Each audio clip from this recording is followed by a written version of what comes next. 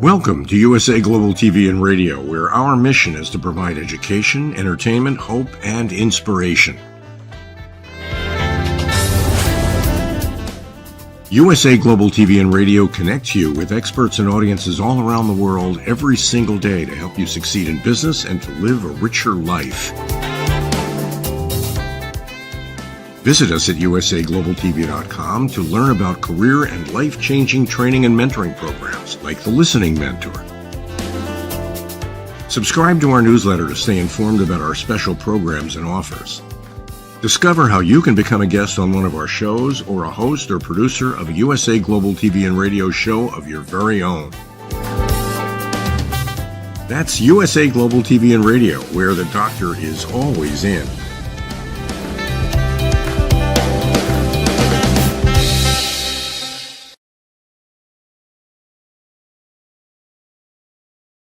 Hello and welcome. It's a glorious day here at USA Global TV and Radio, where we proudly celebrate world-class education, entertainment, hope, and inspiration. Our show today is the United Kingdom News and Culture, episode 125.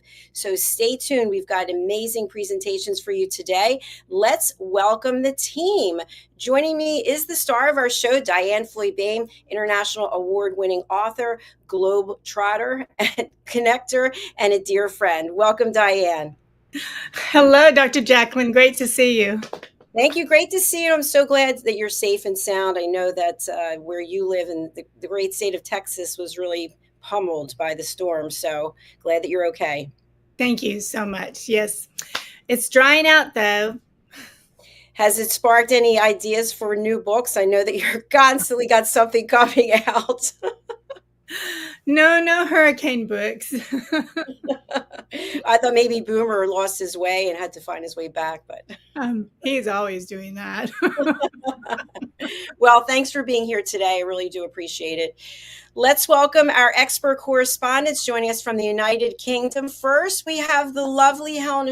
If you haven't caught the Royal Breaking News, please do check it out. And also, she's the star of the Royally Rich Lifestyle Show. Let's welcome her to the program. Hello, HELENA. Hello, ladies. So good to see you. We're back and it's 125. Yes, wow. It is. You know, it's amazing because it would seem that you're doing nothing but working on our platform, but yet you're working on a number of platforms. So thanks for I am. You're welcome. All right. And also joining us from the United Kingdom, but a different part, is Mr. Simon MacDonald, who every week gets to have the pleasure of our company. What can I say? He's also an author. He's an expert when it comes to fisheries. He's a keynote speaker, and he is somebody who has a presentation that we love every week. Welcome, Simon. Good to have you here. Hello, it's nice to be back. I was missing last week, but never mind. I brought a note. No, it is. It's lovely to be back again, and yes, my commiserations for your weather, DIANN, and especially for you, HELENA, in the deep south in Londonshire there as well, where the Wimbledon regatta is being held as we speak. But here in Scotland, the sun is shining. You know, I mean, the sun always shines on the righteous. So, you know, who am I to argue? Isn't it He funny? won't be saying that at winter time. You know, it's interesting. Yesterday on our show, The Listening Mentor, Caroline Heward was with me, and she's obviously in London as well. And I said, I don't understand. Everybody's always talking about the weather. She said, it's a very British thing. And I said, well, can you explain it to this American so I understand? And she said, well, we don't have many nice days. So and the weather can change from one extreme to the other within 24 hours. So that's why it's always a topic of conversation. I thought, okay, that's interesting. Anything that the two of you would like to add about that weather conversation? Yeah, I mean, you know, it's not the weather that's bad. It's the way you're dressed that's bad. You're so funny. Yeah, I mean, I find wherever I go, I do have to carry sort of 4 seasons worth of clothing in the car, even if it's just going down to the local shops. we do tend to get quite a lot of it, so it and it changes so rapidly that it gives a constant topic of conversation. Do you It's carry an tough. umbrella with you every day? Sorry? Do you carry an umbrella? No, because the wind just blows it inside out. I mean, an Oh. umbrella is really quite a futile thing to have here. Helena, what do you have to say about the weather? I know, I was just to say, obviously it's Wimbledon here. This is huge. Every year it's the most fun time, and especially for my mum, who's, since I've been knee-high, has watched it absolutely, every second of the day. And it's always good fun out and about. And we have a ballot system here as well for people that maybe want to go to Wimbledon, because obviously there's too many people to sort of sit there in the courts.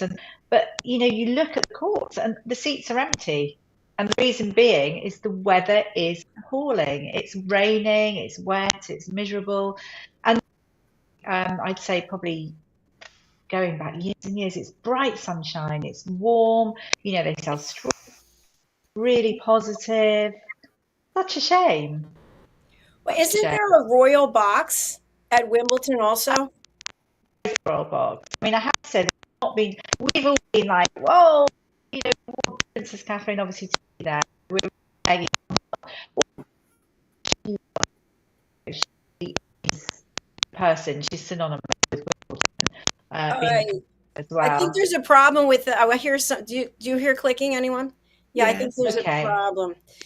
Okay, I'm gonna stop and I'll try something out. Yes. So I was just asking if there is a royal box, and I think there is. Right, the royal family is there, and they invite so many people. Does anyone know anything about this? Yeah, well, I think at the moment it's a royal bathtub, really is. That's a good one. Rather a lot of rain down there. Oh dear, what a pity. I mean, usually Wimbledon, they have it lovely and sunny, but they do tend to have one day when it hammers down. But my connections with Wimbledon a few years ago, when I had my salmon smoking business, and I used to supply smoked salmon to Wimbledon, and it was just staggering the amount of smoked salmon they got through there. I mean, the big thing is strawberries and cream at Wimbledon. I mean, that is, I hate to think how many tons of strawberries they get through there, but they certainly got through an awful lot of smoked salmon as well. So I wasn't complaining. I actually sometimes I wonder if there's any fish left in the sea when you're finished cooking for everyone. Oh no, there's plenty more. There's plenty more. We keep them going. Here we are. She's back again. Welcome back, Helena. Thank you. I'm here. So yes, the royal box. Yes, there is. There's not been that many rolls, I have to say, in the royal box. But as I said, it's been raining and a bit miserable, and it's just slightly different this year. But I just wish and hope, and I look forward to seeing Princess Catherine and putting out the positive vibes there this weekend. She's going to be there, giving out the trophies. Yay! And I know you're going to share a photograph with us later when you do your Royal Roundup. And I think we should get to it. What do you think, Helena? Okay, good. Let's go for it. It's a short Royal Roundup, but it'll be good. Thank you so much, everybody. So I have a short Royal Roundup. It's been a very, very busy time. Not brilliant weather, but again, incredibly busy in every single way. I mean, we also had the kissing of hands, as we've spoken about before. So the constitutional term for the formal installation of the new Prime Minister, who is with us, and it is Keir Starmer. So we have a Labour government with us, and it's a very strange time, but actually a time to, I think, celebrate and look forward, and let's just, I think with hope. I think everyone needs to join in, and let's just work towards changing our situation here in the UK. But I mean, for me, the fun thing is seeing our Prince William. He is such a good guy, I have to say.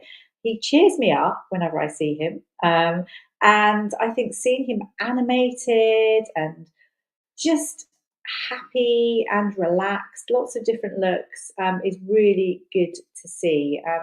So there's not only Wimbledon going on, we have the Euros, so the football Euros, and our England team are in Germany. Prince William has been amazing. What's so lovely, his passion, obviously, is he loves football. That's quite obvious to see.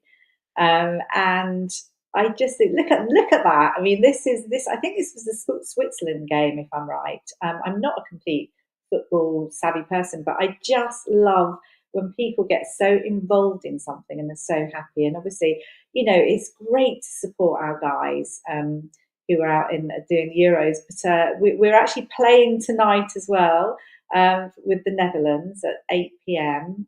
Whether Prince William is there, I don't know. I'd be surprised if he wasn't. But interesting, that last photograph where he was like so excited. He'd been to his children's speech day, I think it was, and he had to actually dash off to Dusseldorf. Got there, and you can see him engaged, cheering, and just so thankful to the boys, and also hugging the players, which I think was just so lovely. Like Saka, we've had some sort of things in the past. I think with the Euros a couple of years ago, there was a little bit of racism going on. It was absolutely awful, and it's just refreshing to see this joy and this sort of energy that's going on. So thank you, Prince William, and obviously our boys that are out there. So let's hope that the match goes well with the Netherlands. Also lovely to see something that's coming up, and Prince William definitely has the empathy of his mother. That's the late Princess of Wales that I think everyone absolutely loves. He's actually going to be fronting a new documentary, and this is really it's called Prince William, We Can End Homelessness. Now, I think this is absolutely super. He has such a passion, and I think this stems from his upbringing. I mean, Princess Diana, their mother, was so fabulous with them because they had such a privileged, so this is Harry as well as William, privileged upbringing. But she used to always want them to see the real world, and she was a patron of a number of homeless charities, and she used to take them to the Passage, I think it was, and again I think he's also patron of that. And so it was a long history basically of working with the homeless, and completely life-changing. And I think everything that he's doing at the moment is absolutely a passion of his, and you can really see it. So look at that lovely picture. That's a picture of him, I think, in the documentary that's coming up. Princess Diana was a patron of Centrepoint, that he visited a lot when he was younger, and now Prince William is patron. And he's saying, we can end homelessness. Come on, let's go for it. He's got a 5-year vision. He's actually building on the duchy land as well. He's the Duke of Cornwall. And he's launched the Homewards project that we've spoken about before. And I think what's super about this is it's a collaboration, really, of different people. So its heart is giving with different organisations to, at the moment, 6 flagship locations. This docu-series as well is going to educate people, because it's amazing how people don't actually understand homelessness and wonder how it can happen, but it's absolutely rife here. There's going to be so much building on the duchy land that he's working towards. And there's also, along with the docu-series, there's the Saatchi Gallery, and they're holding like a public, it's given an experience. You've got the artistic side there, and it's trying to, again, as I say, educate people. So really excited, love this passion, and the fact that he's carrying on his late mother's passion as well. So that's really, really beautiful. I love the transformative approach. I think that's so important. And I think moving on from that, from the lovely Prince William, actually, we're going to talk about a little bit, because obviously not with the joy and everything. I think everyone's probably seen, I don't know whether they have, but seen him on his e-scooter. So Prince William has gone viral, and it's interesting to see. It was a tourist, I think, that caught him racing around Windsor. So he lives in Adelaide Cottage, which is something like 15 minutes from Windsor Castle. And you saw him on his e-scooter, like zipping through into Windsor Castle to meet, I don't know, whoever it may have been. But I just think it's so clever, because obviously he's interested in everything that's eco and various things like that. And I think also it's the joy factor. It's the joy factor that I love seeing him happy and seeing him doing these fun things. I think it's lovely to catch that. So there's so many things. It's gone viral. I think that certain people have said, why wasn't he wearing a crash helmet? He was wearing his sunglasses though, and he was looking incredibly cool. And I'm moving on to the Joy of Luxury Highgrove Splash. Now, this has sort of created interest, but it's weird how it's created interest, because I think people have sort of said, oh my gosh, what's going on? You know, King Charles has brought out this new perfume splash. You know, has he sold his soul? You know, he's gone down a sort of Meghan Markle route, and he's, you know, now he's like selling perfumes. But this is actually something very lovely. And it's nothing to do with anything like that. So this is to do with Highgrove. And as we know, he's got a home that he lives on in Highgrove, which is beautiful. And Highgrove Gardens are exquisite. If anyone ever has a chance to visit Highgrove Gardens, you must. There are so many different little, different gardens, and everyone takes something away when they go there. It's beautiful because they raise money. They have events there. It really is something incredible. But this is something that is added to all the goods that are sold at the Highgrove estate, and this is a splash. So it embodies elegance, luxury, sophistication.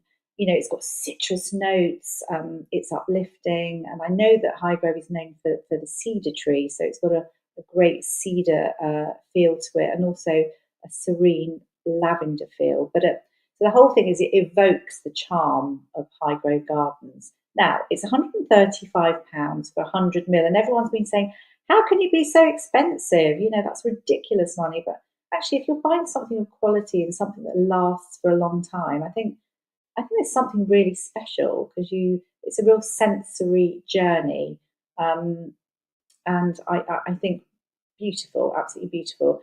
The things that go on there are amazing, and I think Highgrove House is incredible. And to remember that the money that's made, which is the most important thing really, all the goods that are sold there, and this is in the bath and body section, the profit made, it goes to the King's Foundation. Now, this foundation was set up in something like 1986, and this is to help communities create a more sustainable world. And we know that he was absolutely, King Charles, so ahead of everybody in that kind of thing. And with this money, there's lots of education and training that are given to people. So really, really happy about that. And the extra thing is it's in association with TrueFit and Hill, and they are actually the oldest barbershop. This collaboration is a great collaboration, and that barbershop, I think, was formed in 1805. So something quite special. And the actual, I know that we just showed the picture, but if we show it again, there's a sort of picture on there as well, which is a watercolour, and that's by King Charles. And you can't see it properly, but the lovely colours, and it's of the cedar tree, which is very important at Highgrove Estate. So there we go. I think something really lovely and very different to what Meghan Markle is doing. So a lot of people are asking, oh my goodness, you know, what's happening? But it really is just one product of lots that are sold. So all very, very good. And I think moving on, we will talk about King Charles giving. Now, we know that King Charles gives out lots and lots of awards.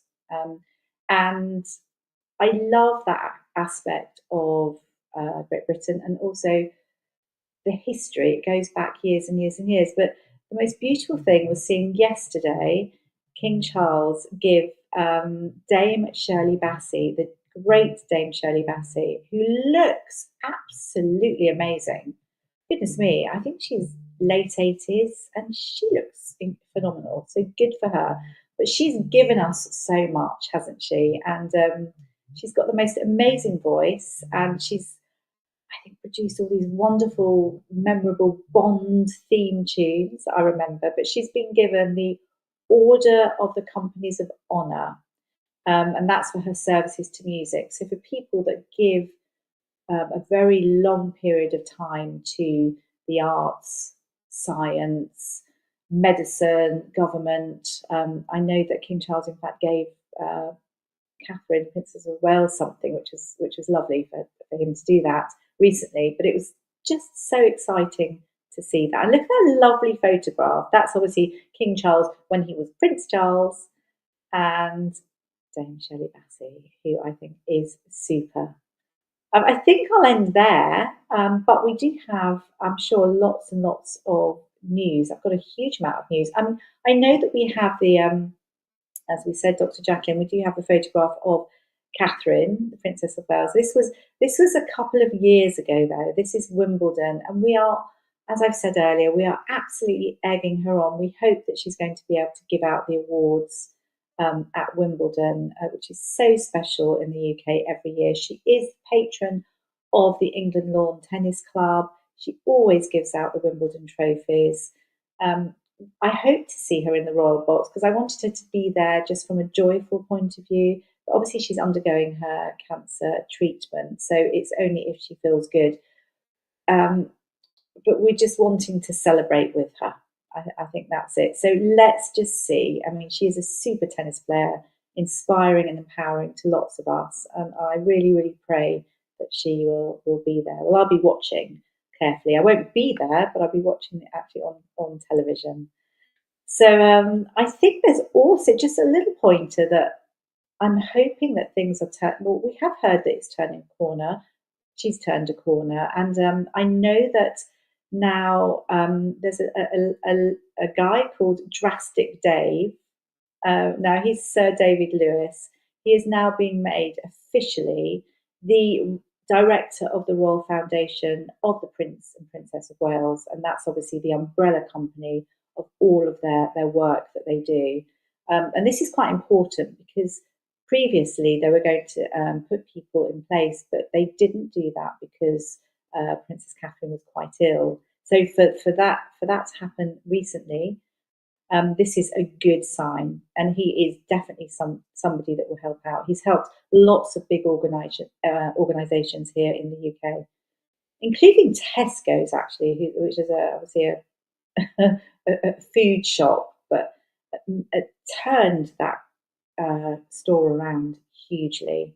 But wishing her lots of love and luck, and we hope to see her this weekend. Thank you very much. There's so much royal news, but I will share that with you in due course. So interesting. Yay. Thank you. Yes, an interesting thing there with Dame Shirley Bassey as well, been made a companion of honour. Apparently, there are only ever 65 companions of honour at any one time. So there's probably a bit of a queue there waiting, but it is about the highest honour you could possibly receive. So yes, congratulations to her. Absolutely. And the King Charles has always loved her. Always loved her, hasn't he, as well? So I couldn't believe it when I saw her recently. This was only on television. I didn't meet her personally, but I mean, she just looks amazing, and she's just so, goodness me. I hope I'm like that one. I also loved how you told us about the homelessness. I can't wait to see the plan laid out and the success, because maybe it'll be the model that all of us in the world could use, because we suffer from homelessness here in Texas for sure. I absolutely think, because everyone's saying, oh my goodness, it's such a big thing that he's trying to do in 5 years, but actually it do so much good, and his passion is huge, and it's the way that everyone's going to be educated, because it's incredible how many people don't really understand homelessness, because there's lots of little different factors. I mean, yes, also we need more homes, and I think with our new government that we've got at the moment, we'll be building away, I'm sure. But it's just the approach to the issue that's different. And it's great that he's doing this documentary, and he's going to be shining a light on lots of different people who wouldn't normally have the platform to talk about their experiences, what happened to them, what they feel people can do to help. These are people that have been homeless, and I just think it's great. It's gathering in everybody, and good for him. He really is front and centre, Prince William. I really do applaud him. I'm so happy because obviously there's lots of things going on, as we're all well aware, around the world, and it's just so good to see such good going on and just ignoring little things which are aggravating in the world. So good for him. I'm looking forward to it. It's a 2-part docu-series, so it's not huge. But I think from there, because he's got this 5-year project, it's obviously, I think he's going to be bringing things out each year. And it's just lovely, isn't it, as well, to think that we can, as well for him as well, the love for the late Princess Diana, because it really was something special that she did with her children. I mean, imagine, because, behind closed doors, behind palace walls, just the privilege, and then being taken out into a charity, meeting people that are not as fortunate as them. It sort of, it formed them, If Prince William, he just says it stuck with him from an early age, and he knew with a passion that he wanted to make that change. And that's how I see the royal family. I really do regard them in high esteem. That's so wonderful. It reminds me of the movie The Prince and the Pauper. It's a long time ago. I don't know if y'all remember it. Do y'all remember that? And the prince, someone who looked exactly like him, and they switched places.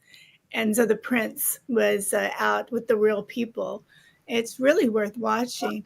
And so that's what Princess Diana did. She made sure her sons knew the world. And now her legacy can live on. This is powerful. Absolutely. It's that legacy. And I feel so excited. There's lots to look forward to. There really is. I think it's interesting. Before I start my day, I check out, 15 different news outlets to find out what's going on. And more of them have an entire section that's dedicated to the royal family. So it's really of interest here in the States.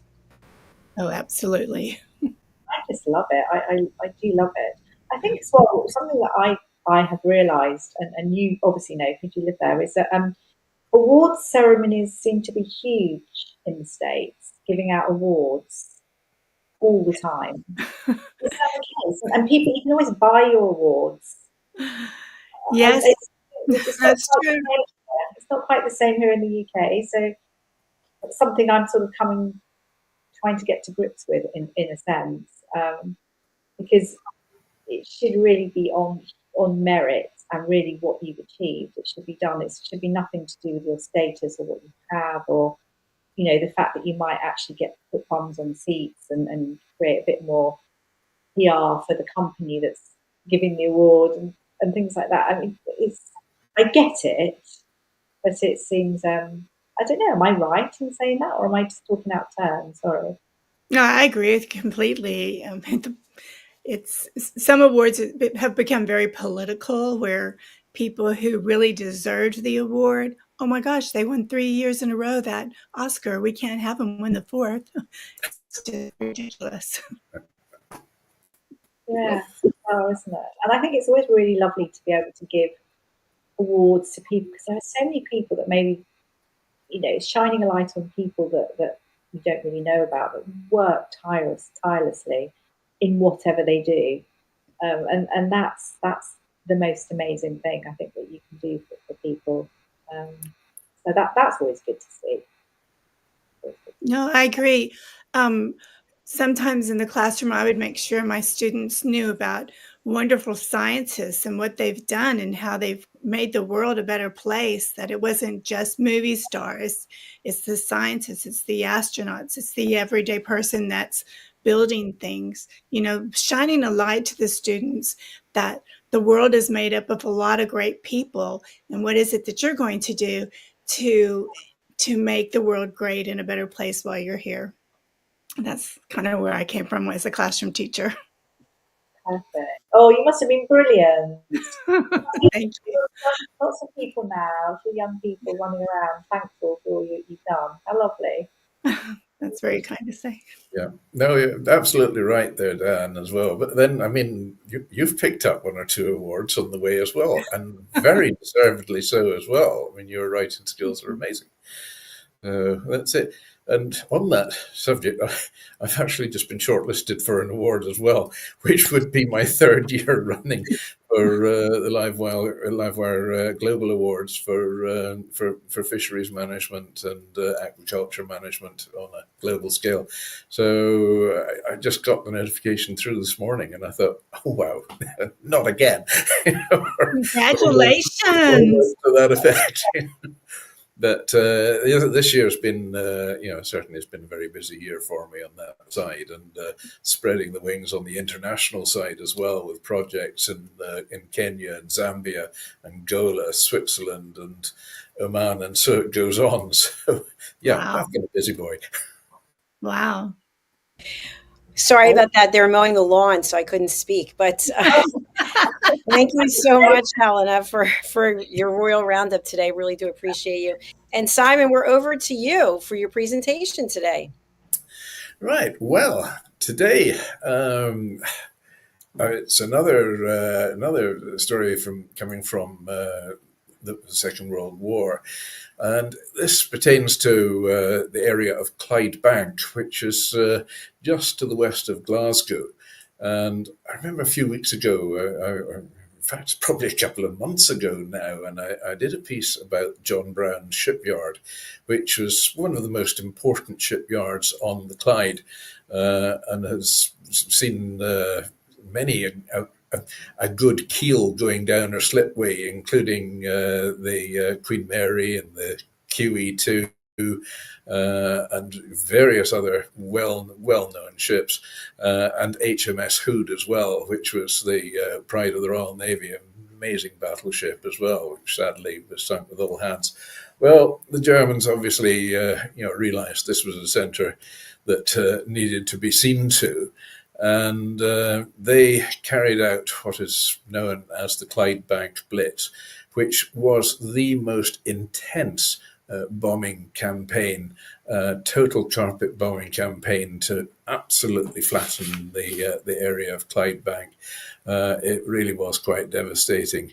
And there is a personal side to it as well, which I'll explain. So on the nights of the 13th and 14th of March in 1941, the Luftwaffe executed a brutal attack on Clydebank, dealing a devastating blow from which the town has actually never fully recovered. From the beginning of the Second World War, Clydeside as a whole prepared itself for the expected onslaught, and Clydebank, independent and proud, did too. Well, many felt that the town's industrial profile marked it as a prime target, although some wishfully believed that the iron in the mountains surrounding Clydeside would interfere sufficiently with the compasses of the aircraft, making reliable target navigation impossible. Anyway, at 9 p.m. on the clear, frosty evening of Thursday, the 13th of March, beneath the light of a full moon, the eerie wail of sirens echoed through the Clyde Valley. As the sirens faded, within minutes they were replaced by the drone of heavily laden bombers. In the darkness, 10,000 feet above, Luftwaffe crews in labouring Heinkels of the elite KGR 100 bomber group gazed down on a city in blackout. However, the silver waters of the Clyde estuary, the river and canal and docks, all reflected the glare of the full moon, and in their aircraft, bomb aimers gazed at neatly folded night maps coloured deep magenta and green and pinpointed targets far below with greatest of ease. The formation spread to mark their targets. Bombs and incendiaries rained down as the citizens of Clydebank scuttled to safety. Their town began to burn. The first bombs were small, 100 pounds of high explosives, oil bombs and incendiaries with the intention of starting fires to act as a beacon for the main force, which was already en route from bases in France, Holland, Denmark and Germany as well. According to German records, on the first night, the Luftwaffe dropped 1,630 containers of 2-pound incendiary bombs, Each container weighed 150 to 500 pounds, so a total of 105,300 bombs in that little lot. And they were made of magnesium alloy with a filling of thermite and ignited on impact by an impact fuse. Well, they burned fiercely with the heat sufficient to actually melt steel. They're dropped in a variety of containers designed to open as they fell. The bombs could be easily spread in patterns with devastating efficiency. The first blazes began at the Yoker distillery to the east of the town, and in the 40 acres that comprised Singer's timber yard, which was stocked full. Singer's had put on hold their production of the world-famous sewing machines to make precision instruments for military use. So, set on a hill above the town to the northwest, the Auchentoshan distillery was blasted, setting ablaze a warehouse containing the equivalent of 1 million bottles of whiskey. From the resulting inferno, whiskey poured into the nearby stream, creating a line of fire that stretched nearly half a mile down to the Clyde. Schools and churches were sadly also destroyed in the hail of incendiaries. To the immediate west of the town, and close to the Auchentoshan distillery, was situated Clydeside's main Admiralty oil storage facility, which covered 130 acres. Well, the Luftwaffe target maps categorized this as an area of primary target. Post-raid surveys counted 96 bomb craters from that. 11 huge tanks of vital fuel were destroyed, and seven others were severely damaged. The resulting inferno blazed for over 4 weeks. In every street, a fire had taken hold. The Holy City, so called because its flat-roofed houses resembled Jerusalem from a distance, was ablaze from end to end. The town, now an inferno, beckoned the incoming formations as the heavy bombs and parachute mines began to fall. Such was the intensity of the raid that the emergency services were just totally overwhelmed. Communications were badly interrupted by a direct hit on the control center.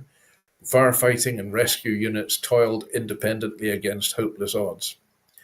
A bomb, leaving a crater 30 feet wide by 20 feet deep, severed the town water supply in the early hours of the raid and cut off firefighting supplies. Immediate assistance from neighbouring services was made impossible by the craters and the collapsed buildings which blocked the borough's roads. My mother actually served in the auxiliary fire service during the war and was in one of the many firefighting crews that tackled the devastation of the Clydebank Blitz. She recalled an incident to me where her fire engine was destroyed by a bomb. The blast catapulted her across the road into a blazing doorway.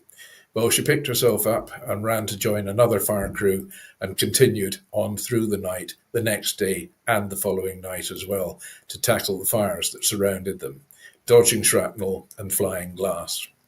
She was lucky and escaped the carnage unscathed, other than a few bruises, and 2 of her crew were killed, sadly. Hardly a single street in the borough was without a fatal casualty. 2nd Avenue had the highest number of deaths, 80, when a parachute mine ripped the face off 150 yards of terraced housing. Whole families were wiped out as tenement buildings collapsed, crushing the occupants who had sought shelter in the lower floors and closes. Soon became apparent that the battle to defeat the inferno had been lost through damage to fire appliances and equipment and to the sheer scale of the bombardment. In rest centres, medical supplies were exhausted quickly. The burned and broken were attended to in horrendous conditions with anything that was available. For 9 hours, wave after wave of bombers mercilessly pounded the town. Into the night, the deaths and destruction mounted. Dawn broke, the all clear sounded, and Clydebank shocked citizens emerged from their shelters into an unrecognisable, smashed and burning town. The borough was evacuated. 48,000 refugees were set adrift and spread afar, many never to return. Clydebank was still burning that evening when the bombers returned to a near-deserted town to complete their task. When the drone of the last bomber had faded, 1,200 people lay dead and over 1,000 had been seriously injured. Many hundreds more were wounded by shards of exploding glass. Clydebank suffered a massive loss of housing. 4,000 were completely destroyed, 4,500 were severely damaged, and 3,500 suffered serious to mild damage. Only 7 houses out of a total stock of 12,000 houses remained intact. Many large schools and churches also perished to it as well. Industrial targets received direct hits or severe blast and incendiary damage as well. Beardmore, the Royal Ordnance Factory, John Brown's Clyde Shipyard, the most important shipyard in the Clyde, which I'd spoken about several weeks ago, Arnott Young, Rothsay Dock, D&J Tullis, and the Singer Factory all suffered. The massive Singer timber yard was totally destroyed. As the primary target, the Admiralty Royal Storage Depot at Dalnotter, 11 huge tanks have been destroyed, others severely damaged. Countless millions of gallons of fuel were lost, and the resulting inferno blazed for weeks. When the site was finally cleared, 96 bomb craters were counted around the oil tanks area. There can be no doubt that the Clydebank Blitz succeeded in causing massive dislocation and hardship to the population. That was part of its design. But the Clydebank people were no stranger to hardship, as those acquainted with the town's history will know. Importantly, the psychological effect was the exact opposite of what was intended. Rather than divide the community and throw it into frenzied panic, it strengthened and immeasurably hardened the people's resolve to survive and to resist. There was, however, a lingering anger tinged with sadness. The once close-knit communities passionately desired to be reunited, and this has never happened. Ties were severed, many thousands drifted, time passed, and people began to make new lives elsewhere. Many still bear the mental and physical scars, all have vivid recollections. The consequences of the Blitz of Clydebank were as far-reaching in time as they were in effect. It was a terrible, terrible raid.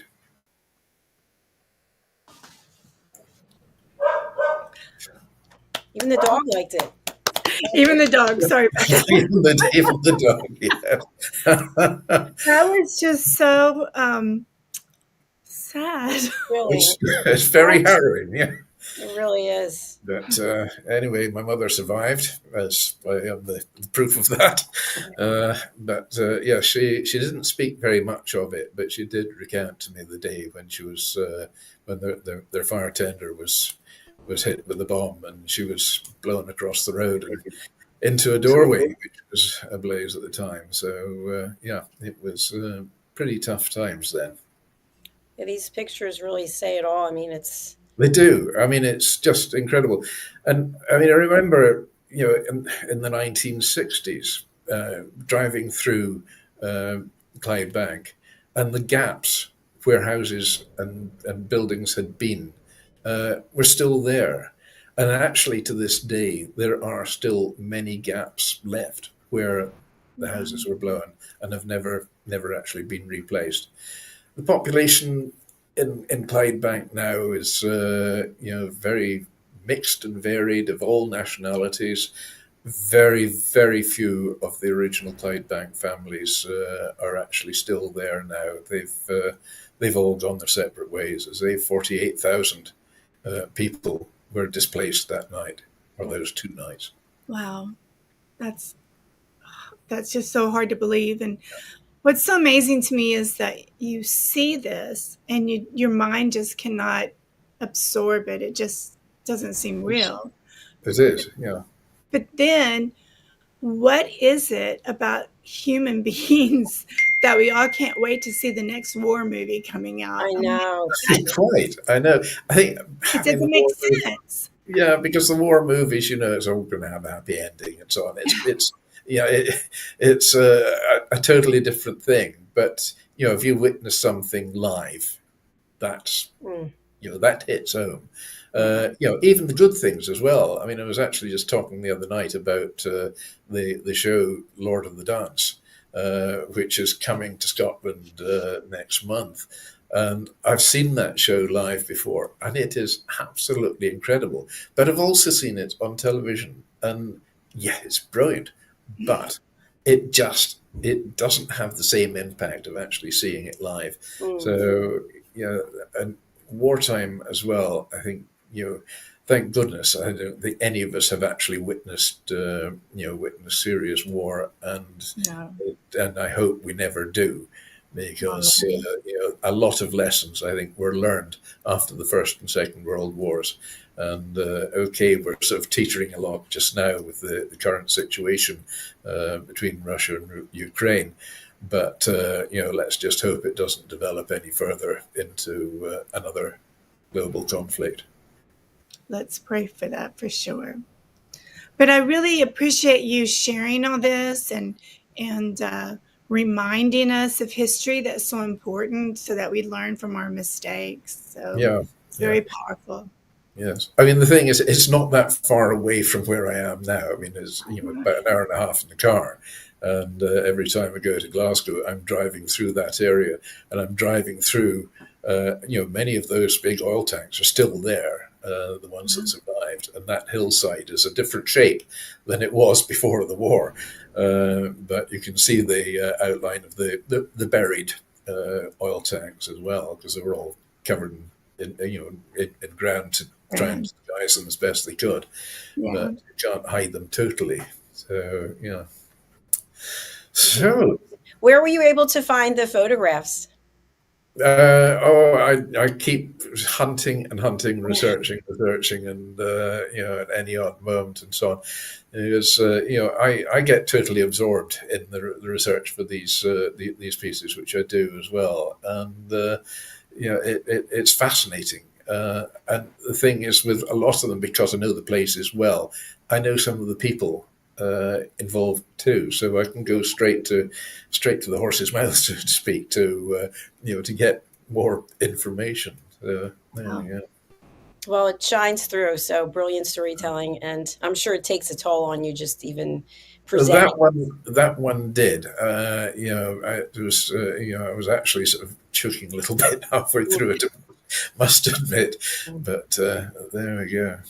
Anyway, on this day, on a lighter note. Yes. Is it all on a lighter note, I wonder?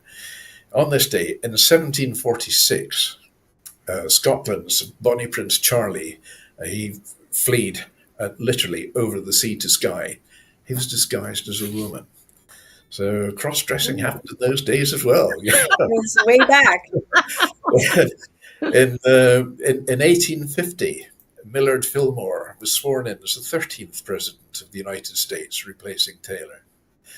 2019, right up to date, Taylor Swift, who has been making a huge impact in the UK just now with their concerts, well, Taylor Swift was named as the world's highest paid entertainer by Forbes, earning $185 million in 2018. Wow. Yes. She's currently, apparently, cruising in a super yacht along the west coast and Western Isles, and passed by here actually just the other day.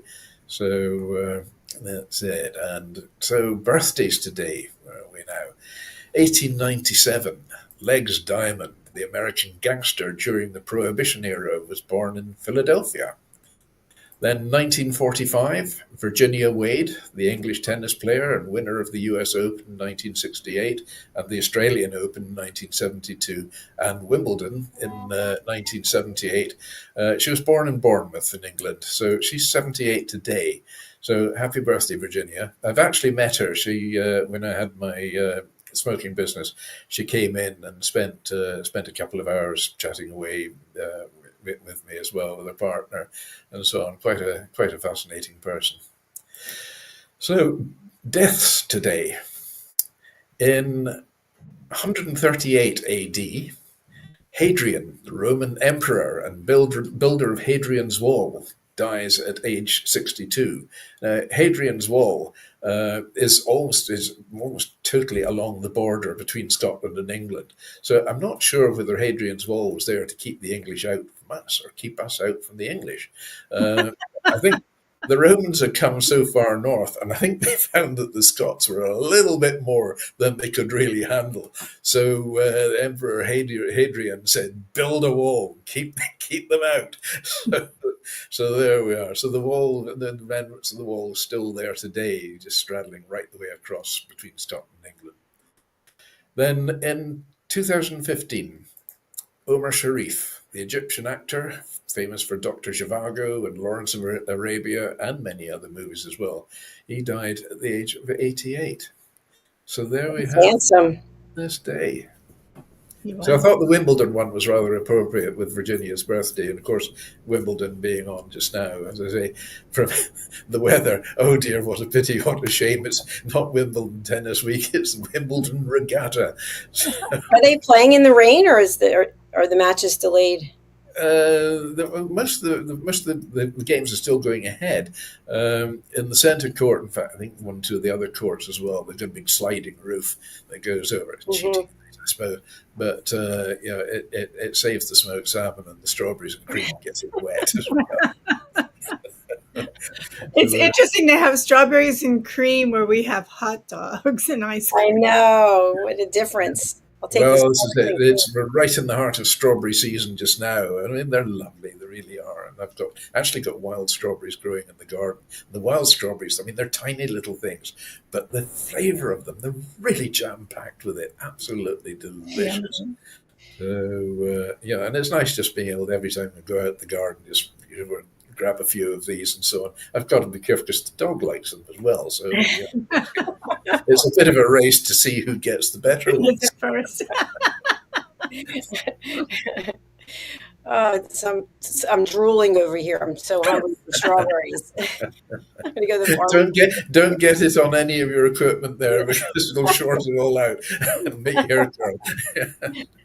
I won't. Thank you for that, Simon. That was great information and always learning something new. Always. Well, it's the whole purpose of it, but I'm learning a lot as well from it. And, I enjoy researching all these things out and, and any spare moments I get, which is usually about 3 o'clock in the morning. But yeah, so as I'm working on next week's as well, just now. I was going to say you probably start as soon as the show's over. Time to get ready for next week. Oh no, I'm halfway through next week's one already. Oh my So goodness. gosh. watch this space. All right. All right. And congratulations on the award coming up. Yes. Well, I'm shortlisted. I haven't got it yet. So, Who do we talk to? Let's get That's this. huge. I'm sure it'll come through. well, it's nice to think somebody's thinking of me. So. Definitely. But, Diane, what say you as we get ready to wrap up today's show? Not much. I'm just so glad that the sun's shining and the high winds have stopped. And so, yay. Yay. That's fabulous. Well, I have one announcement, which you probably all know, is that we are working to get to 100,000 subscribers on both of our channels. And we have added 1,028 subscribers to this channel in the last 28 days. And to our other channel, which I don't have a graphic, shame on me, we've added 479 in the last 28 days. So Wow. thank We're you getting to there. everyone who's subscribing. Really do appreciate it. Absolutely. And congratulations to you. You're such a hard worker. You really mean Committed. Yeah, I know. I thought I was a hard worker until we met Dr. Jacalyn. I think this. I have people come and stay with me and they're like, we can't do anything with you because you're always working. I'm like, told you we got here. Told you the way it is.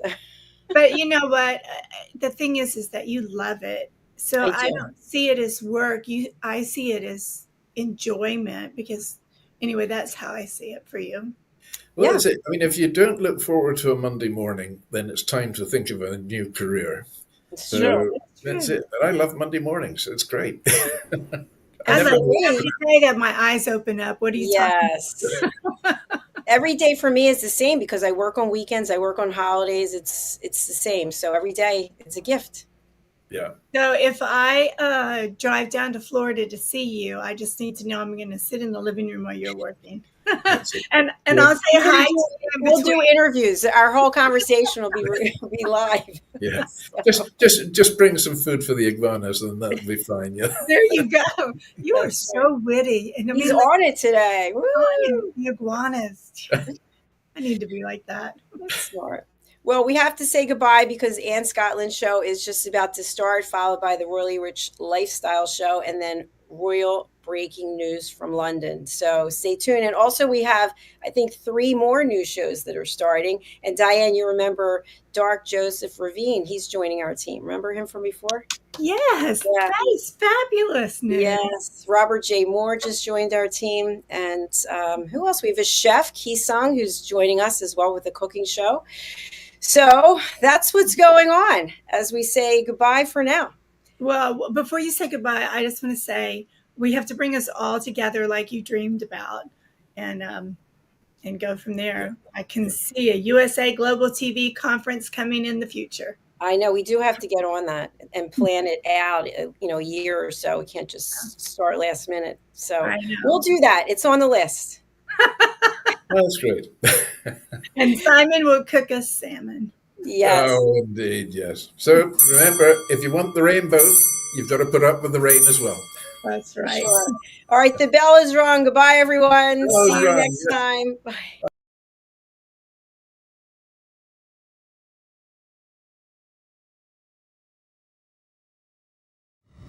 The last few days have been really amazing. I had a trainer course from the British School of Etiquette. And I must say it's been one of the best decisions I've ever made and one of the best investments I've made in my own training and development. Now, words alone will not describe the transformation and the positive path that I have traveled with the British School of Etiquette. I found I learned a lot from the lessons this time I came. The last few days with the British School of Etiquette have been fantastic. And what I've learned now is really beyond my expectations. This is the most rewarding experience and the best investment I have made this year. It was just great. I learned so much, and when I go back to Belgium I will incorporate a lot of it into my day-to-day life and business. It's been absolutely wonderful for the whole week that we were here. I feel transformed, and I feel like blowing a trumpet and tell people, come and do this school. This class is the best. This is the best school ever. You should take it. It will change your life immediately. I am now able to teach other people how to bring the best of them. Thank you. Thank you, BSc. Thank you. Thank you so much. Thank you.